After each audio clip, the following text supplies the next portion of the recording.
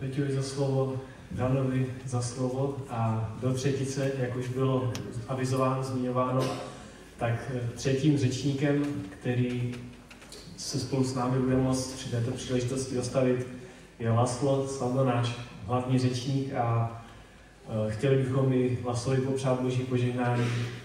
So we wish you God's blessing and thank you for joining us with some. So long time sitting here is not very healthy. Sedět tady tak dlouho není moc zdravé. If you can stretch your hands and možná byste si mohli trošku protáhnout ruce. Move a little bit. Trošku se protáhnout. And before I start preaching, I want to ask you some questions. I have a short survey. Než začnu kázat, chci se vás zeptat pár otázek. Do you know Frank Konalo? Anyone knows here Frank Konalo? Znáte někdo Franka Konolu? Někdo tady zná Franka Konolu? No, not a single person? I'm wondering. Yeah. Přemýšlím, dívám se, že nikdo z vás ho nezná. He was the first guy who had an idea. Víte, on byl první, který přišel s myšlenkou. Why don't we put phone and a monitor together? Proč nespojit telefon a obrazovku dohromady? So he invented smartphone. Takže on vlastně vymyslel smartphone. Now let me ask you, how many of you have a smartphone? Kdo z vás má smartphone? How many of you? The majority, you have a smartphone. Naprostá většina, všichni máte smartphone. One guy had an idea and changed our life, isn't it? Takže jak vidíte, jeden muž měl skvělý nápad a vlastně změnil celý náš svět. Do you know the name Robert Woodruff? Slyšeli jste už jméno Robert Woodruff? How many of you know Robert Woodruff? Kdo z vás zná Roberta? Oh, I see three hands. Robert Woodruff. A famous guy, we use his example. He used to be the director of Coca-Cola company. To býval ředitel společnosti Coca-Cola. From 1923 to 1955. Od roku 1923 do roku 1955. And he got an idea. A on měl nápad. We want to give everybody one bottle of Coke in the hand to try it. Chceme dát každému do ruky lahev Coca-Coly, aby mohl pít. Let me ask you, how many of you have ever tried Coca-Cola? Kdo z vás někdy zkoušel Coca-Colu? Let me see the hands honestly, you know. The most of you. Většina z vás. Even in Tanzania, in the bush, I see people drinking Coca-Cola. Dokonce i v buši v Tanzánii vidím lidi, jak pijou Coca-Colu. You see, one person develops an idea and changes our lives and influences us. Takže, jak vidíte, jeden člověk může mít nápad, nějakou myšlenku, která pak změní nás všechny. I could talk about other people who change your life. Mohl bych mluvit o dalších lidech, kteří změnili váš život. Like Walt Disney. Jako například Walt Disney. Entertaining people with movies and with entertainments. Který začal bavit lidi filmy. I don't ask you how many of you have seen The Lion King or other movies. Nechci se vás ptát, kolik z vás vidělo Lvýho krále a jiné filmy. If I talk about Bill Gates and Steve Jobs. Když bych mluvil o Bill Gatesovi. And Steve Jobs, I don't know when you. I think you heard their names. In an age where the director of the digital corporation in America said, no one needs a personal computer at home. V době, kdy who was that who pronounced this? So the official standpoint of leading people in America for digital life. Jsou vedoucí představitelé digitálního světa tehdy v Americe prohlašovali, že nikdo tady tyto technologie nepotřebuje. One of them said we might need maybe 5 computers for the whole world. Možná nám bude stačit 5 počítačů na celý svět. And 2 young men started developing a personal computer. Ale 2 mladí muži začali pracovat na osobním počítači. They had the idea, let's give everybody a computer. A měli tu myšlenku, dejme každému počítač. Now, how many of you have a computer at home? Kolik z vás má doma počítač? I think the majority. Asi naprostá většina. Who has only one? Kdo má jen jeden počítač? Because usually we have even more. Protože většinou jich máme více. Now my question is, Takže moje otázka zní, did you enjoy the food today? chutnalo vám dnes jídlo? Did you enjoy it? Chutnalo vám? So you got some strength. Takže jste dostali sílu? Did you enjoy the songs of these beautiful young people here? Užíváte si ty písně, líbí se vám písně? So we got some motivation. To je pro nás motivace. What is your vision? Jakou máte vizi? For what do you want to use this strength and your motivation? K čemu chcete svoji sílu a tu motivaci použít? We come to the church and we are lifted up. Přicházíme zde do sboru a jsme povzneseni. And our motivation is growing. Naše motivace roste. But it's time that we also impact this world. Ale je čas, abychom taky ovlivnili svět. That we develop a vision for others. Abychom vytvořili vize pro ostatní. That we do something. Abychom něco udělali. It is not enough just to run a church for ourselves. Nestačí chodit do sboru jen pro nás. To enjoy life and eat our food. Abychom si užívali život a jedli dobré jídlo. I think Christianity has more to offer. Protože křesťanství nám má mnohem více, co And this afternoon I just want to ask a question. What is your vision? Takže dnes odpoledne se vás chci ptát, jaká je vaše vize? I would like to read a Bible text from 2 Timothy chapter 1 verse 12. Chci číst z Božího slova z 2. Timoteovi 1. kapitoly 12. verš. This is the last letter of Paul to the church. Je to poslední Pavlův dopis církvi. He knew he's going to die very soon. Věděl, že brzy zemře. Now he's writing. A nyní píše. He says, I know whom I have believed. Vím, komu jsem uvěřil. And I'm convinced that he is able to guard what I have entrusted to him until that day. A jsem přesvědčen, že on je mocen chránit to, co jsem mu svěřil, až do onoho dne. So the first item I recognize here, Paul knew God personally. Takže první věc, kterou tady vidím, je, že Pavel zná svého Boha osobně. He said, I know my Savior and that's why I'm not afraid. On říká, já znám svého spasitele a proto se neobával, neměl strach. Although I'm sitting in the prison and I know the sentence is coming, I don't give up life. I když jsem zde ve vězení a vím, že přichází rozsudek, neobávám se. I experience that he is present in my life. Zažívám to, že on je zde přítomen se mnou. If you don't forget the stories of these 100 years, jestli zapomenete ty příběhy z těch 100 let, které jsme zažili, 100 years experiences of this church, 100 let zkušeností tohoto sboru. If you remember all those stories, then God touched you or did something. A pokud si je všechny pamatujete a pamatujete si všechny ty momenty, kdy se vás Pán Bůh dotknul, you can say the same. Pak můžete říct to stejné. I know God.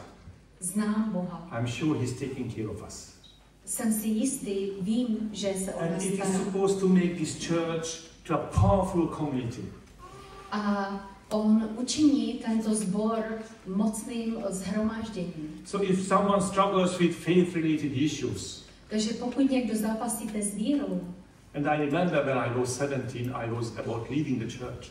A pamatuju si, že když mi bylo 17, měl jsem v úmyslu odejít ze sboru. Because I couldn't find God in the church. Protože jsem zde nedokázal najít Pána Boha. I am a rationalist. I need to understand.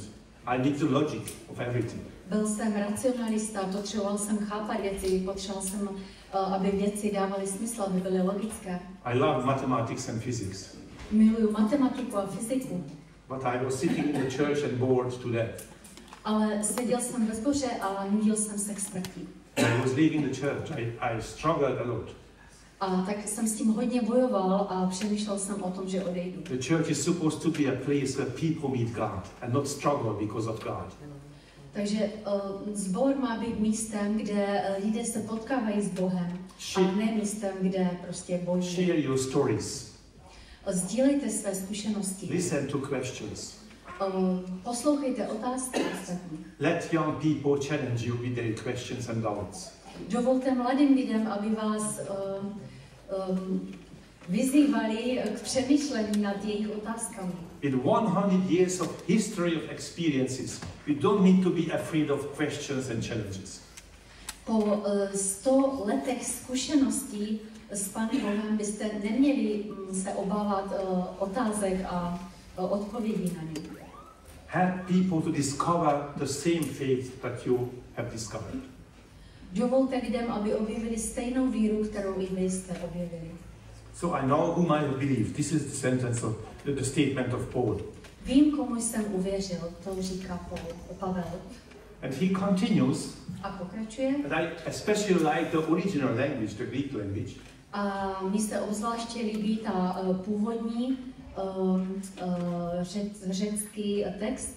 Because in the Greek Paul says, I know he has power. Protože v řečtině Pavel říká, já vím, že on má moc. And he's using a Greek word that you also know. A používá zde řecké slovo, které také znáte. It is dynamis.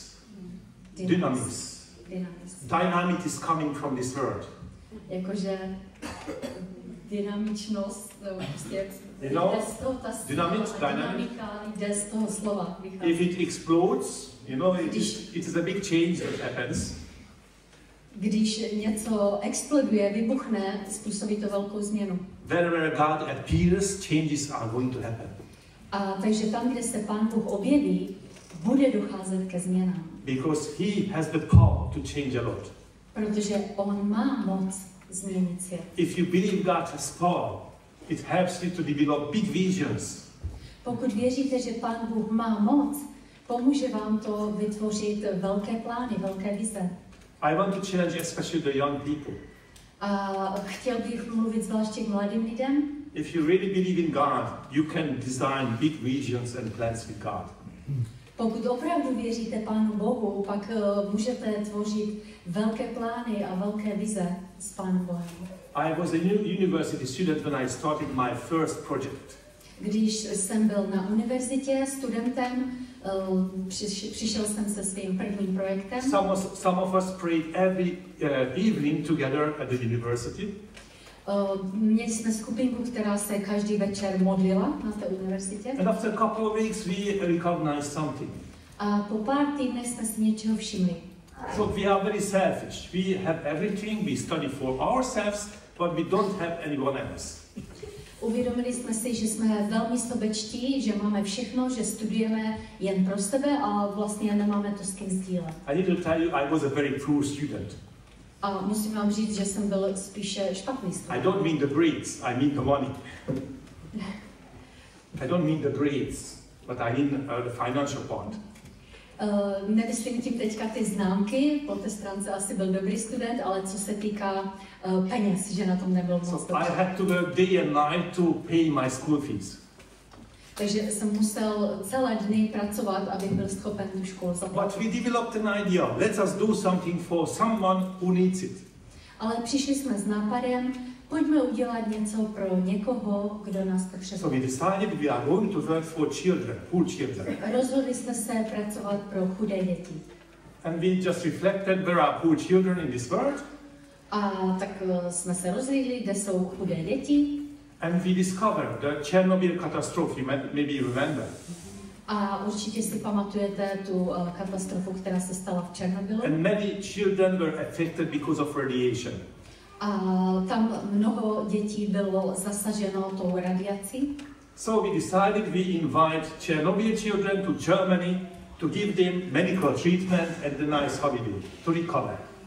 A tak jsme se rozhodli, že pozveme děti z Černobylu do Německa, abychom jim poskytli nějakou léčbu a pomohli jim se z toho zotavit.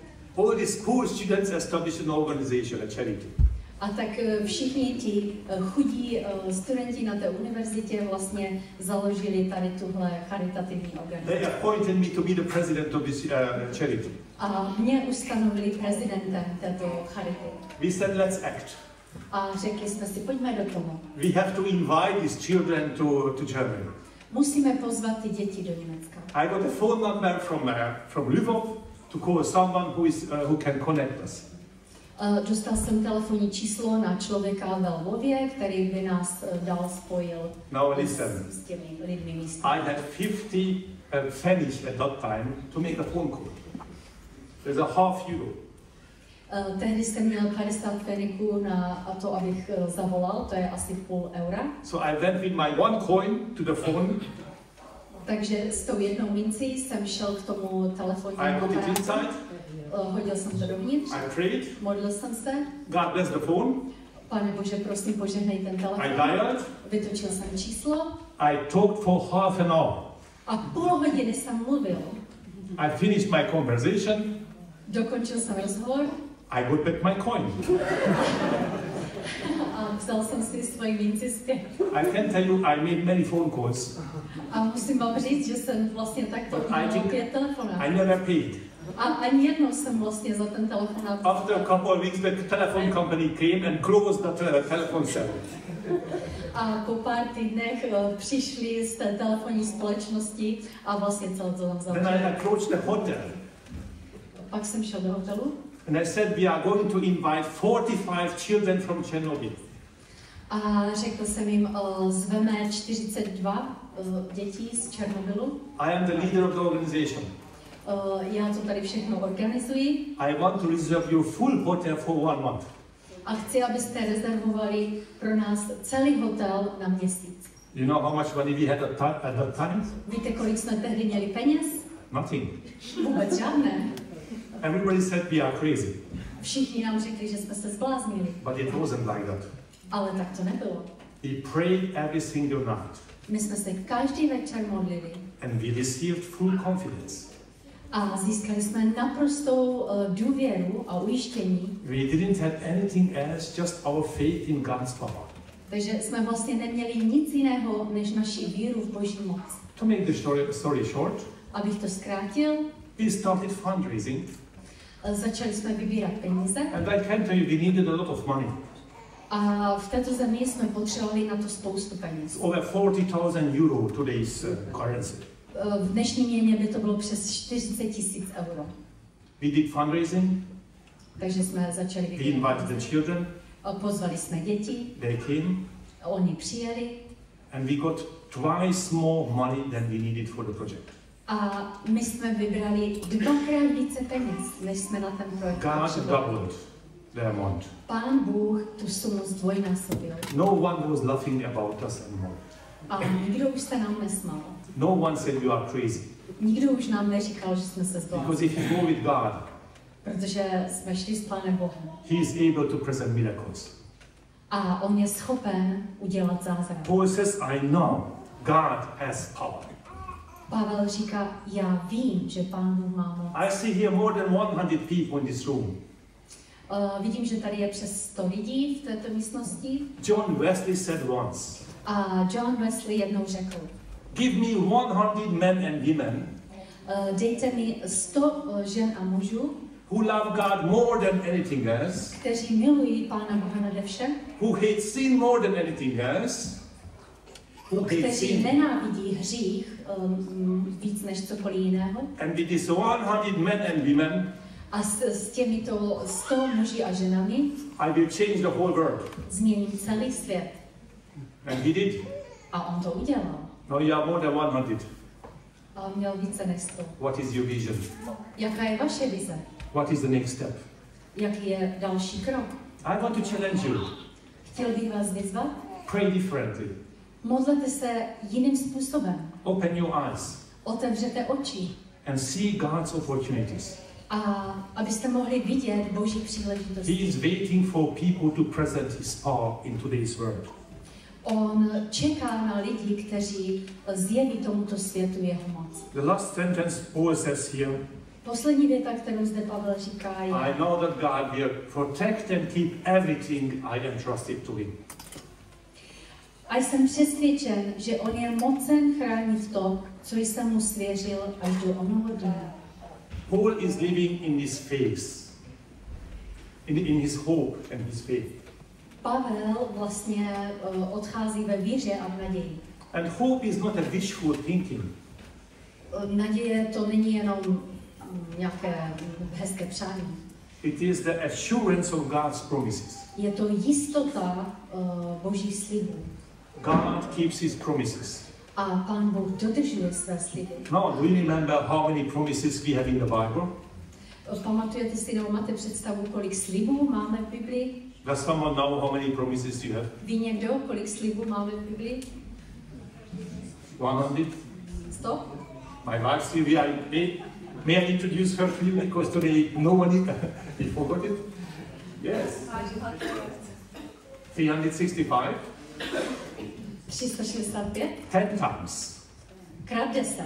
Over 3,500 promises. Přes 3000 slibů. We still speak about problems. Takže my vlastně pořád mluvíme jen o slibech. And we are blind for God's promises. Ale my jsme k ním slepí. It is time to discover God's vision for the world. Takže je čas, abychom objevili Boží vizi pro tento svět. And accompany him in this ministry. A abychom se v této službě k němu přidali. We are working in Tanzania now. Nyní pracujeme v Tanzánii. When we started, we didn't have anything. A když jsme začínali, neměli jsme vůbec nic. No equipment, no money. Neměli jsme žádné vybavení, neměli jsme contacts peníze, and nothing. žádné kontakty, neměli jsme nic. Today we have schools. Dnes máme školy. With about 700 children in our schools. A máme asi 700 dětí v našich školách. We feed over 600 children every single day.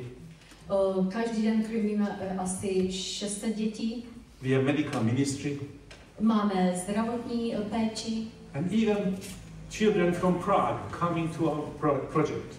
A dokonce děti z Prahy přicházejí a stávají se součástí našeho projektu. This year we had young people from the government gymnasium from Germany in Tanzania with us. Letos jsme v Tanzánii měli dokonce studenty z gymnázia z Německa. Secular young people never attended any single worship service. Světští mladí lidé nikdy nenavštěvovali žádné bohoslužby. One evening they asked me a question. A jednoho večera se mě zeptali. They saw the school and the medical ministry and cars and what we do there. Viděli tu školu a vlastně to zdravotní zařízení a auta a to všechno, co tam děláme. They saw that out of this dusty place something nice is growing out. A vlastně viděli, že něco tady z tohohle prašného prostředí, něco pozitivního vzniklo a vzešlo. And they asked me, what is the story of this project? A tak se mě ptali, jaký je příběh tady toho projektu. I said, this is God's story. A já jsem řekl, to je Boží příběh. In that evening I just told them what God did at this place. A tak jsem jim toho večera vyprávěl, co Pán Bůh udělal. When we started, I prayed, God, it is not enough just to preach. We need to feed people. We need to be at schools. A jak jsem se modlil na začátku a říkal jsem Pánu Bohu, Pane Bože, nestačí jenom tady jenom se modlit a tady být, ale my potřebujeme i krmit ty lidi, my potřebujeme školu. And God gave us a sign that He's taking care of everything. A Pán Bůh nám dal znamení, ujistil nás, že všechno má ve svých rukou, že se o všechno. And I told them the miracles we experienced with prayer. A tak jsem jim vyprávěl všechny ty zázraky, které jsme s modlitbami zažili. And by saying goodbye after finishing the project, they said to me, a když jsme ten náš projekt ukončili a vlastně jsme se loučili, tak oni říkají, we never heard a project like this. My jsme o takovém projektu nikdy neslyšeli. We never experienced a story like this. Takový příběh jsme nikdy nezažili. And some of them said they want to know more about it. A mnozí z nich říkali, že by se o tom rádi dozvěděli. We talked to them that we will have a worship service in Friedensau in Germany and we want to report and celebrate. A my samozřejmě o tom chceme mluvit ve Friedensau, když budeme mít bohoslužbu. We asked them, are you ready to join? A tak se jich ptáme, když sdílíme ty zkušenosti, chcete se k nám přidat? All these secular young people said, yes, I will be there. A všichni ti vlastně světští mladí lidé řekli, ano, my tam budeme. They will join our worship service in Friedensau. A oni vlastně přišli na naši bohoslužbu ve Friedensau. If people discover God's vision in your life, když lidé objeví Boží vizi ve vašem životě, It opens their eyes to see more than they ever experienced. Otevře to jejich oči, aby viděli více a mohli zažít více. So Paul's testimony is a model for us. Takže Pavlovo svědectví je pro nás příkladem. Know whom you believe. Know whom you believe. Vím, komu jsem uvěřil. And be convinced that he is able. He has power. A buďte taky přesvědčení, že on má tu moc. And go forward to fulfill God's plans, God's vision for this world with you. A běžte vpřed v plnění té Boží vize. And God will take care of what is needed to make a difference in this world. A Pán Bůh se postará o všechno potřebné, abyste mohli udělat rozdíl nebo prostě. May God bless you. May God bless you. Ať vám Pán požehná. I wish you a nice 100 more years with big stories and great impact on this world. A přeju vám dalších 100 krásných let ze spoustou zkušeností. Amen.